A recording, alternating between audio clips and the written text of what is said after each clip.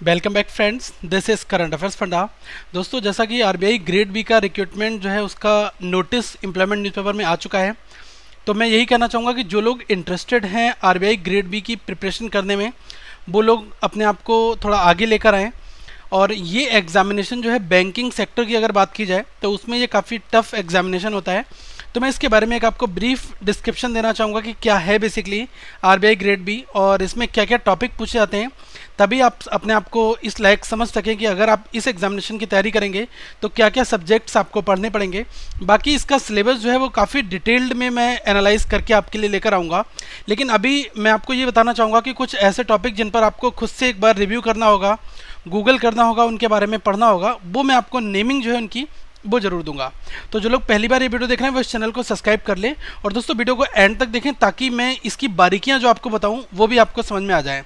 Okay, और video को like करें, कमेंट करके अगर आपका किसी भी तरीके का कोई डाउट होता है तो जरूर पूछें।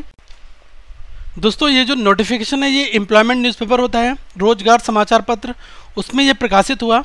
और टोटल नंबर ऑफ वैकेंसीज़ की बात की जाए 161 है और ये वैकेंसीज आरबीआई ग्रेड बी की हैं। और बाकी और भी बहुत सारी डिटेल है जिसको हम इस वीडियो में डिस्कस कर रहे हैं। उससे पहले कुछ लोग समझते होंगे कि इसका लेवल, टफनेस लेवल क्या हो सकता है। तो बहुत सारे लोगों का यही कहना है कि ये सिविल सर्विसेज एग्जामिनेशन जो है ओके उसके बराबर इक्विवेलेंट मानते हैं आरबीआई ग्रेड बी को, लेकिन मेरा ऐसा मानना है कि बिल्कुल भी नहीं। Civil services examination the most toughest examination in the India. ये दोस्तों भारत में सबसे ज़्यादा टफ एग्जामिनेशन होता है सिविल सर्विसेज एग्जामिनेशन। आप आरबीआई ग्रेड बी की इससे कंपैरिजन किसी भी लेवल में नहीं कर सकते। अभी अगर मैं बात करूं तो यहाँ पर हमारा एक पेपर डिस्क्रिप्टिव होता है केवल, ओके, एक पेपर डिस्क्रिप्टिव होता है। यहाँ पर आप देख सकते हैं 9 पेपर जो हैं वो आपके डिस्क्रिप्टिव होते हैं और एक आपको लैंग्वेज पेपर भी पढ़ना होता है। यहाँ पर क्या है कि अगर आपने 1 ईयर का जीके आपने पढ़ लिया, इसको फॉलोअप कर लिया हो जाएगा, लेकिन यहाँ पर जीके का कितना वास्ट हो सकता है, कहाँ से न्यूज़ पूछ ली जाए, ये नहीं कह सकते दोस्तों।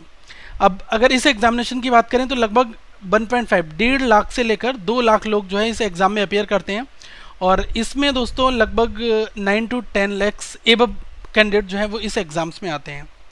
और इसमें जो टॉपिक है वो है मेनली फाइनेंस एंड इकोनॉमिक्स, ठीक है, फाइनेंस और इकोनॉमिक्स, इन दो के ऊपर पूरा का पूरा पेपर ये आपका रहता है। और सिविल सर्विसेज एग्जामिनेशन में तो आप समझ सकते हैं कि क्या क्या टॉपिक्स आपसे पूछे जाते हैं। तो ये तो दोस्तों एक सागर है बहुत ही बड़ा सा, और ये है तालाब। हाँ, ये मैं कह सकता हूँ कि अगर आप बैंकिंग क्लर्क से कंपैरिजन करोगे आरबीआई ग्रेड बी की तो ये ऑब्वियसली इसका लेवल अपने आप में बहुत नया लगेगा। अभी आप ऐसे टॉपिक के नाम सुनेंगे, अगर पहली बार आप इसकी तैयारी करने की सोच रहे हैं तो आपको खुद लगेगा कि हाँ, आरबीआई ग्रेड बी जो है ये एग्जामिनेशन थोड़ा सा टफ है। तो उन्हीं सारी बारीकियों के ऊपर मैं आज इस वीडियो में चर्चा करूंगा। तो जैसे कि इंपॉर्टेंट डेट जो है, इसमें ऑनलाइन एप्लीकेशन जो है वो 3/5/2017 से 23/5/2017 के बीच में आ जाएगा आपका। और जो डेट है एग्जामिनेशन की प्रीलिम्स और मेंस की, तो देखो प्रीलिम्स का एग्ज़ाम जो है वो 17 जून 2017 को आपका होगा। और अगर मेंस की बात की जाए तो ये पेपर फेज़ सेकंड होगा जो आपका 7 जुलाई 2017 को होगा। ये टेंटेटिव डेट्स हैं दोस्तों। अब हम कुछ चीज़ें समझते हैं कि फ़ेज़ 1 में हमसे क्या टॉपिक पूछे जाएंगे, फ़ेज़ 2 बाद में होगा। ओके, जो लोग फ़ेज़ 1 को क्वालिफाई कर लेंगे, मतलब कि पहले आपको फ़ेज़ 1 क्वालिफाई करना है। और जी हाँ दोस्तों, ये क्वालिफाइंग इन नेचर है केवल, ओके, इसमें आपको मिनिमम क्वालिफाइंग मार्क्स लाने हैं ताकि आपका ये पेपर क्वालिफाई हो जाए। और जब आपका ये पेपर क्वालिफाई हो जाएगा फिर आप पेपर 2 के लिए अपनी प्रिपरेशन करेंगे और फिर आप पेपर 2 दे सकते हैं। तो पेपर 2 में क्या चीज़ें पूछी जाएंगी उसकी भी हम जानकारी यहाँ पर देते हैं। लास्ट ईयर की दोस्तों बात की जाए तो लास्ट ईयर जो SC ST PWD के लिए 100 रुपीज़ थी और जनरल OBC की एप्लीकेशन फ़ीस जो है वो 850 रुपये है। ओके, अब एजुकेशनल क्वालिफिकेशन की अगर बात की जाए तो ये लास्ट ईयर के नोटिफिकेशन में इन्होंने मेंशन किया था कि जो एलिजिबिलिटी क्राइटेरिया है इसमें एज लिमिट और जो एजुकेशनल क्वालिफिकेशन है आरबीआई ऑफिसर्स ग्रेड बी के लिए, ये 2016 एग्जामिनेशन का मैं बता रहा हूँ क्योंकि 2017 का जो नोटिफिकेशन है ये दोस्तों 3 मई को आ जाएगा। तो उसमें ये चीज़ें ही लिखी होंगी ऑब्वियसली। तो इसमें लोअर एज जो है वो 21 साल से 30 साल के बीच में है। अगर आपकी एज इन दोनों के बीच में आती है तो आप इस फॉर्म को फिल कर सकते हैं। और एजुकेशनल क्वालिफिकेशन में यह है कि मिनिमम ऑफ एग्रीगेट 60% मार्क्स आपके होने चाहिए। अगर आप SC ST PWD हैं तो 50% में भी आपका काम चल जाएगा। और आपके पास बैचलर डिग्री होनी चाहिए, ठीक है, इक्विवेलेंट, अगर इसके इक्विवेलेंट हैं, ओके। और अगर आपके पास कोई डिप्लोमा इक्विवेलेंट है ग्रेजुएशन लेवल की या बैचलर डिग्री के, तो आप वहाँ पर भी ये आपका काम कर जाएगा, ठीक है। लेकिन परसेंटेज क्राइटेरिया 60% है। अब वो लोग प्लीज़ कमेंट ना करें कि 59.95, ओके। तो इसके बारे में मैं आपको नहीं कुछ बता सकता, क्योंकि इसमें मेंशन किया हुआ है 60% एग्रीगेट होना चाहिए। और एक चीज़ और, जो लोग CGPA वाले कैंडिडेट हैं दोस्तों, वो अपनी मार्कशीट के पीछे अपना CGPA निकाल सकते हैं, CGPA इंटू परसेंटेज, ठीक है। तो वहाँ से वो लोग अपना कैलकुलेट भी कर सकते हैं। अब हम आ जाते हैं फेज़ 1 में। देखो फेज़ 1 तो प्रॉब्ली जो हर एक प्रीलिम्स एग्जाम देते हैं उसके इक्विवेलेंट रहता है, लेकिन यहाँ पर एक नया क्या है कि जो जनरल अवेयरनेस है वो आपका 80 मार्क्स का रहता है। 80 क्वेश्चन 80 मार्क्स के रहते हैं, और ये बहुत ही बड़ा रोल यहाँ पर प्ले करता है। माना कि एग्जाम जो है वो क्वालिफाइंग नेचर है केवल, ओके। अब इंग्लिश, क्वांट और रीजनिंग, ये दोस्तों तीनों सब्जेक्ट आपके सेम बैंकिंग एग्जामिनेशन का जो प्रीलिम्स देने जाते हैं उसके इक्विवेलेंट ही पेपर रहता है, ओके। DI भी पूछी जाती है, क्वाड्रेटिक इक्वेशंस भी पूछे जाते हैं, सिंप्लीफिकेशन भी, और मिसलेनियस के क्वेश्चंस भी, इनपुट आउटपुट भी। जो बैंकिंग का नॉर्मल सिलेबस मैं आपको हमेशा बताता रहता हूँ, उन 3 टॉपिक जो इंग्लिश, क्वांट, रीजनिंग है वो यहाँ पर पूछे जाते हैं, ठीक है। टोटल आपके प्रीलिम्स में 200 क्वेश्चन होते हैं, 200 नंबर के होते हैं। टाइम यहाँ पर आपको 120 मिनट का मिल जाता है, जिसमें आपका जनरल अवेयरनेस जो है 80, आपको इंडिविजुअली हर एक में क्वालिफाई करना होता है, ओवरऑल भी क्वालिफाई करना होता है, लेकिन इसके मार्क्स जो हैं वो आपके फाइनल सिलेक्शन में ऐड नहीं होते हैं। अब जो लोग फेज़ 1 को क्लियर कर लेंगे वो आ जाएंगे फेज़ 2 में। तो फेज़ 1 के लिए बहुत ज़्यादा आपको बुक्स खंगालने की ज़रूरत नहीं है। जो आप अगर बैंकिंग की तैयारी कर रहे हैं तो आप यहाँ से ये वाले मॉड्यूल को क्लियर कर सकते हैं, ठीक है। निगेटिव मार्किंग दोनों में होती है, आपका प्रीलिम्स और मेंस दोनों में, ठीक है, 1/4 की। अब जो फेज़ 2 है दोस्तों, ये आप देखिएगा, इसमें पेपर 1 जो है ये आपका राइटिंग के लिए है, राइटिंग के लिए, ठीक है। इसमें राइटिंग स्किल्स होंगी, यहाँ पर मैंने मेंशन कर दिया है। तो ये पेपर 1 इंग्लिश का होगा जो 100 मार्क्स का होगा, और इसमें टाइम मिलेगा आपको 90 मिनट्स का। 90 मिनट में आपको राइटिंग स्किल्स इंग्लिश का पेपर जो है ये कीबोर्ड से टाइप करके कंप्यूटर पर सेव करना होगा, ये फंडा होता है। पेपर जो सेकंड है और पेपर 3rd है ये आपके ऑब्जेक्टिव होंगे। ऑब्जेक्टिव इस तरह से मैं कहूँगा कि इसमें जैसे पेपर सेकंड है इकोनॉमिक एंड सोशल इशूज़ और फाइनेंस मैनेजमेंट, ये आपके 100 मार्क्स के हैं। 90 मिनट दोनों में टाइम है, 90 इसमें भी है, 90 इसमें भी, और टोटल 300 मार्क्स का आपका ये पेपर होगा, ठीक है। तो आप समझ सकते हैं कि पेपर जो फेज़ 2 है इसमें आपने पेपर 2 और पेपर 3 का तो शायद पेपर 3 का नाम सुना होगा, लेकिन पेपर 2 जो है ये कम्प्लीटली अपने आप में डिफरेंट है। तो इसके बारे में मैं आपको कुछ फैक्ट बताऊंगा कि कहाँ से आप इसके सोर्सेज को गेन कर सकते हैं, ओके। बाकी ये वाला केवल आपका कीबोर्ड से टाइप करके लिखना होगा, और ये दोनों पेपर जो हैं जिस पर मैं रेड से टिक मार रहा हूँ, पेपर 2 और पेपर 3rd, ये दोनों आपके ऑब्जेक्टिव होंगे, ओके। टोटल 300 मार्क्स होंगे। जो आपका फाइनल सिलेक्शन होगा उसमें दोस्तों ये 1, 2, 3 ऐड होंगे, 1, 2 और 3 प्लस आपका इंटरव्यू के मार्क्स, ठीक है। इंटरव्यू भी हमारा 50 नंबर का इसमें होता है, ठीक है।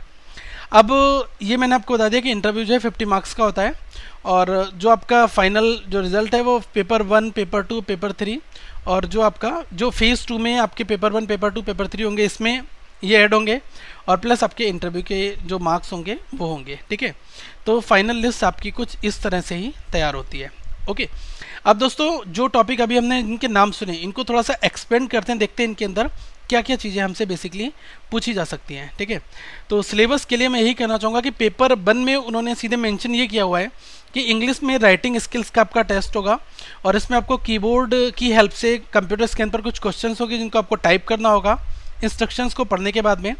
तो अभी इसके बारे में हम काफ़ी डिटेल्ड में हम बात करेंगे। The paper on English shall be framed in a manner to assess the writing skills including expression and understanding of the topic, ठीक है। तो वहाँ पर जो चीज़ आपको जो टॉपिक दिया होगा उसको अंडरस्टैंड करना होगा, फिर आपको वहाँ पर टाइप करके लिखना होगा, ठीक है। इसको मैं बाद में बताऊँगा कि क्या क्या टॉपिक इसके ऊपर पूछे गए हैं या फिर क्या क्या पूछे जाते हैं।